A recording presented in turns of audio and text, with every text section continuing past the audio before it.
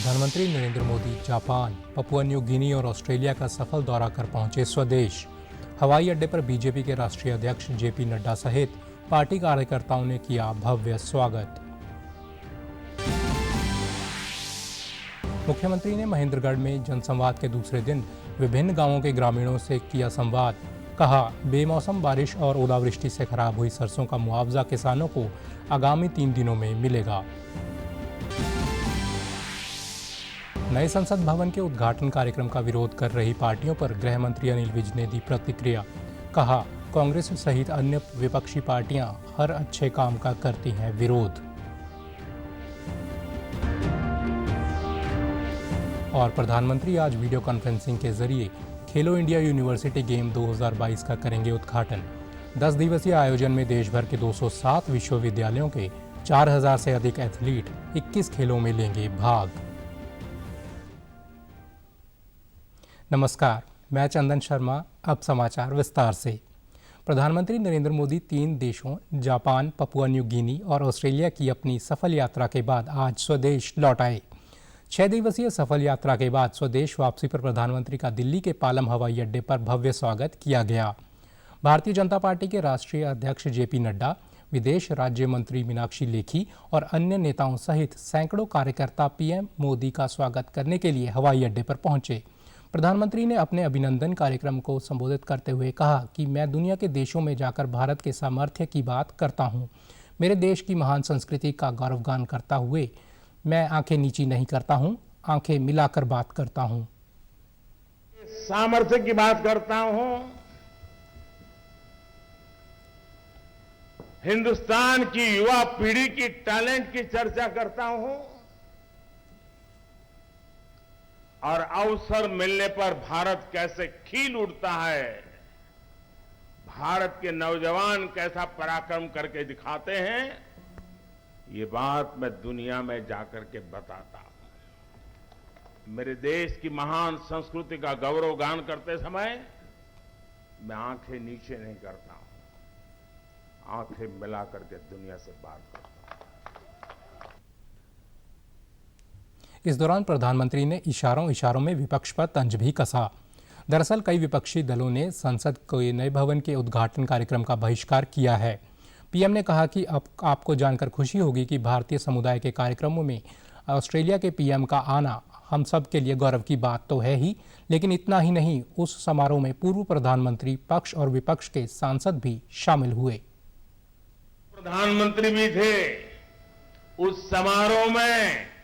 पूरी opposition party के members थे, रूलिंग पार्टी के मेंबर्स थे।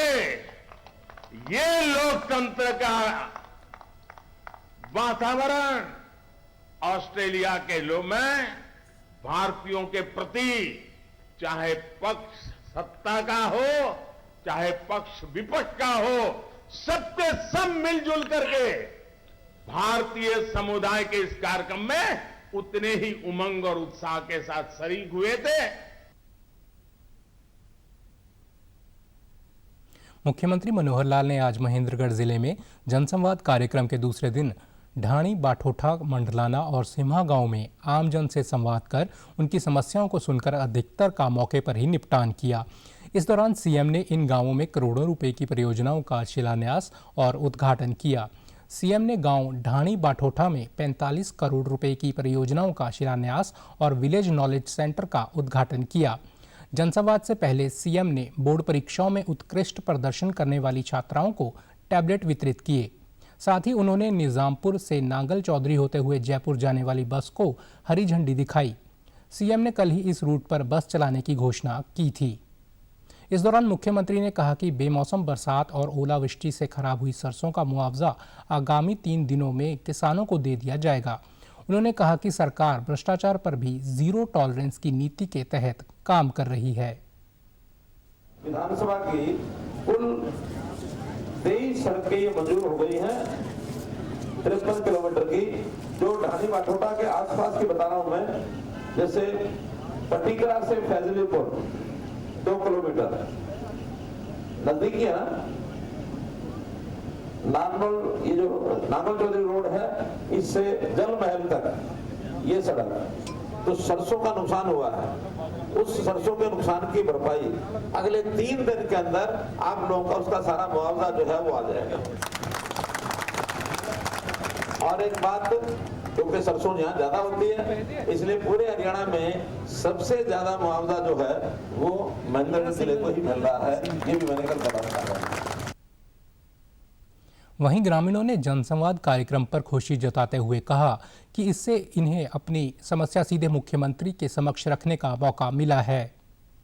सर आए, हमारे आमने सामने संवाद हुए, हमें बहुत अच्छा लगा उनसे मिलकर। उन्होंने अपने विचार व्यक्त किए और हमारी समस्याओं को सुना और उनका सॉल्यूशन करने के लिए प्रोत्साहन देते।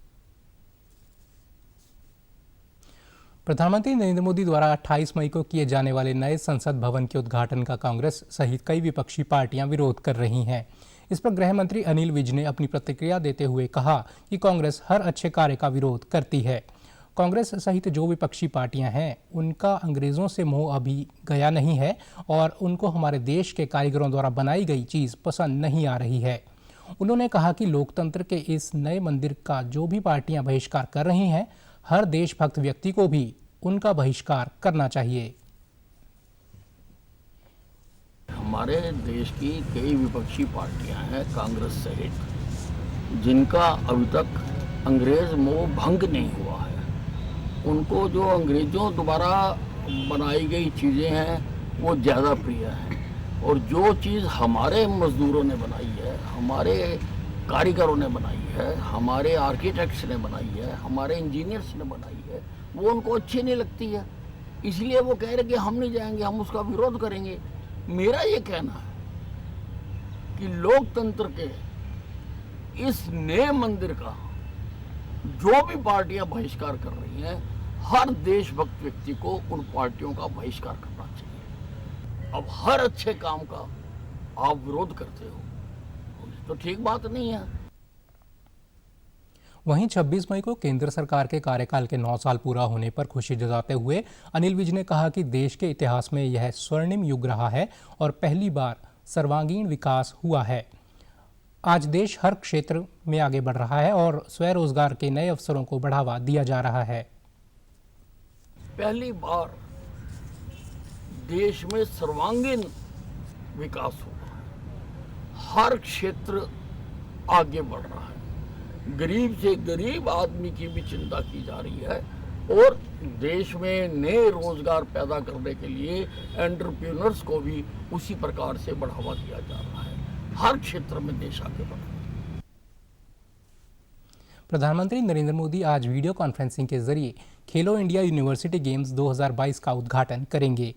लखनऊ के बाबू बनारसी दास विश्वविद्यालय में आयोजित एक भव्य कार्यक्रम में मुख्यमंत्री योगी आदित्यनाथ और केंद्रीय खेल मंत्री अनुराग सिंह ठाकुर भी मौजूद रहेंगे।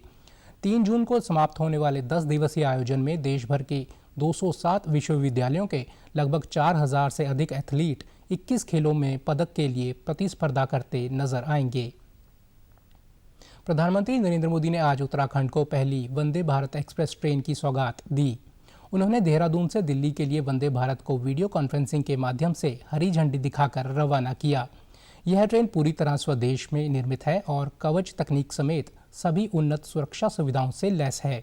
प्रधानमंत्री के सार्वजनिक परिवहन के स्वच्छ साधन उपलब्ध करवाने के दृष्टिकोण से प्रेरणा लेकर भारतीय रेल देश में रेल मार्गों को पूरी तरह से विद्युतीकृत करने की ओर बढ़ रही है और इसी प्रक्रिया के तहत प्रधानमंत्री ने उत्तराखंड में नव विद्युतीकृत रेल लाइन खंडों का भी लोकार्पण किया।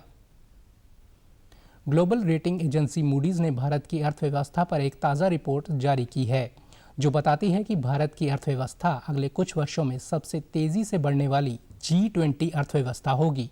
वहीं CII यानी भारतीय उद्योग परिसंघ की बैठक में शामिल भारतीय रिजर्व बैंक के गवर्नर शक्तिकांता दास ने भी यह अनुमान जताया है कि मौजूदा साल में सकल घरेलू उत्पाद 7% रहेगा।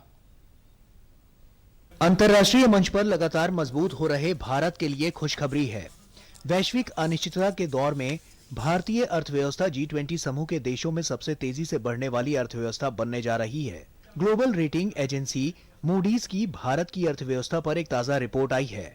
मूडीज ने भारत की अर्थव्यवस्था की तारीफ करते हुए कहा कि आने वाले 5 वर्षों में भारत की अर्थव्यवस्था G20 देशों में भारत सबसे तेजी से बढ़ने वाली अर्थव्यवस्था होगी। रिपोर्ट में कहा गया है कि भारत की जीडीपी यानी सकल घरेलू उत्पाद 2022 में $3.5 ट्रिलियन को पार कर गया और अगले कुछ वर्षों में भारत की अर्थव्यवस्था सबसे तेजी से बढ़ने वाली G20 अर्थव्यवस्था होगी। रिपोर्ट के मुताबिक विनिर्माण और बुनियादी ढांचा क्षेत्र में 3 से 12% की दर से प्रगति होगी। वहीं CII यानी भारतीय उद्योग परिसंघ के वार्षिक सत्र में शामिल होने पहुंचे भारतीय रिजर्व बैंक के गवर्नर शक्तिकांत दास ने भी भारतीय अर्थव्यवस्था को लेकर काफी अच्छी उम्मीद जताई है। शक्तिकांत दास ने कहा है कि मौजूदा साल 2022 से 23 के लिए जीडीपी यानी सकल घरेलू उत्पाद 7% या इससे ज्यादा भी रह सकती है। The GDP growth of last year comes slightly above 7%, but let's stick to 7% for the time being. And the trends, the fourth quarter trends in particular, it initially appeared in the third quarter that there was a pent-up demand which was supporting economic activity.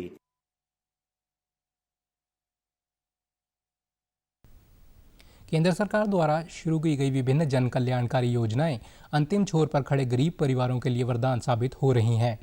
Ujjwala योजना, PM गरीब कल्याण अन्न योजना, आयुष्मान भारत योजना और PM Awas Yojana से उनके जीवन स्तर में अभूतपूर्व बदलाव आया है। 26 मई को मोदी सरकार के कार्यकाल के 9 वर्ष पूरे हो रहे हैं। इस दौरान केंद्र ने आमजन और गरीब लोगों के जीवन स्तर को ऊपर उठाने के लिए सेवा, सुशासन और गरीब कल्याण की अवधारणा के साथ अनेक योजनाएं शुरू की हैं। फरीदाबाद के बल्लभगढ़ की चावला कॉलोनी निवासी लाभार्थी महिलाओं ने बताया कि उज्ज्वला योजना के तहत उन्हें मुफ्त गैस सिलेंडर मिले हैं। पहले लकड़ी या उपलों से रोटी बनाने पर धुएं से उनकी आंखों में जलन होती थी, लेकिन अब उन्हें राहत मिली है। पीएम गरीब कल्याण अन्न योजना के अंतर्गत मुफ्त राशन की सौगात से कोरोना महामारी के समय में उनको काफ़ी मदद मिली। लाभार्थी महिलाओं ने बताया कि आयुष्मान कार्ड के तहत उन्हें निःशुल्क दवाइयाँ और इलाज मिला है, जिससे उनकी काफ़ी रुपए बचे हैं।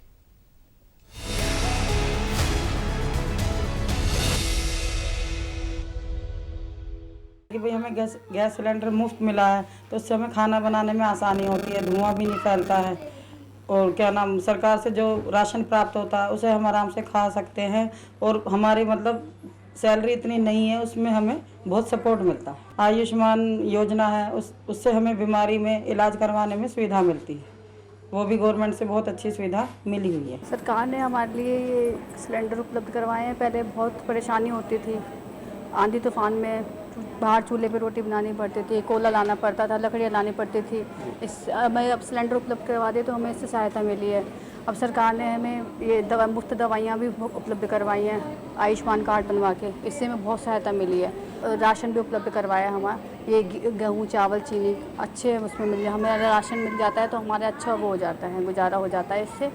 तो हमारा ये सहायता बहुत अच्छे से करी है सरकार ने। गैस चूल्हे से हमें बहुत फ़ायदा मिला है और आयुष्मान कार्ड बन गए हैं, जिससे हमें दवाइयों के लिए फ्री इलाज हो रहे हैं। और अब एक राशन कार्ड बन गए हैं, जिससे हमें चावल, चीनी, गेहूं, दाल ये सब मिल रहा है। राशन कार्ड बनाता उससे चीनी, चावल मिलते हैं। जो आयुष्मान कार्ड बनाता उससे हमें बहुत सी सुविधाएं मिल रही है, फ्री इलाज हो रहा है।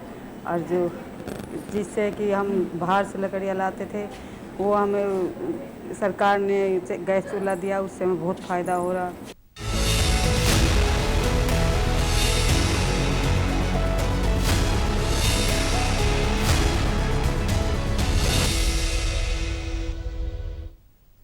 भिवानी जिले में भी केंद्र की प्रधानमंत्री आवास योजना, आयुष्मान भारत योजना, उज्ज्वला योजना और प्रधानमंत्री गरीब कल्याण अन्न योजना से गरीब लोगों के जीवन में बड़ा बदलाव आया है। योजना के लाभार्थी इन योजनाओं का लाभ उठाकर आत्मनिर्भर बन रहे हैं। जिले के सिरसा घोगड़ा गांव की निवासी बिमला बबली ने केंद्र सरकार का आभार जताते हुए बताया कि उन्हें सरकार द्वारा आयुष्मान भारत योजना के तहत 5 लाख रुपए तक का निःशुल्क इलाज मिल रहा है। वहीं पीएम आवास योजना के तहत मकान निर्माण के लिए 2.5 लाख रुपए सरकार द्वारा उपलब्ध करवाए गए हैं। साथ ही उज्ज्वला योजना के अंतर्गत मुफ्त सिलेंडर मिलने से उन्हें धुएं से मुक्ति मिली है।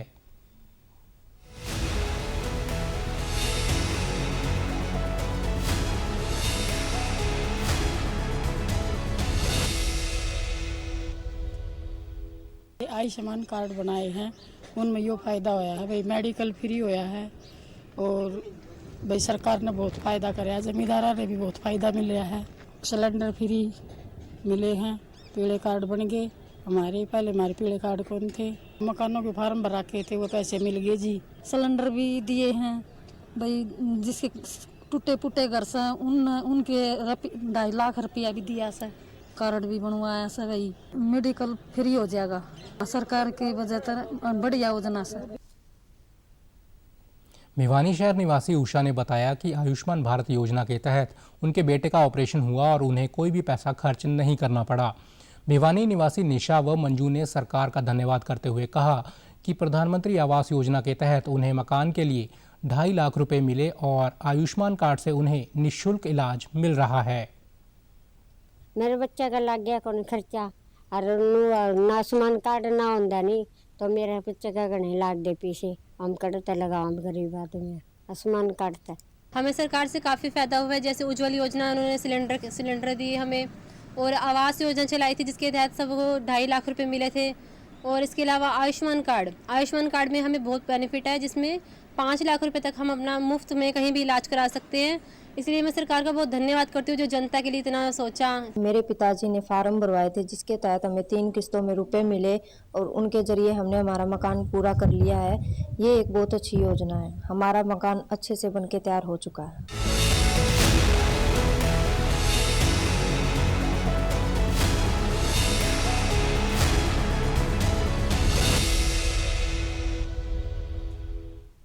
समाचारों में आज इतना ही। नमस्कार।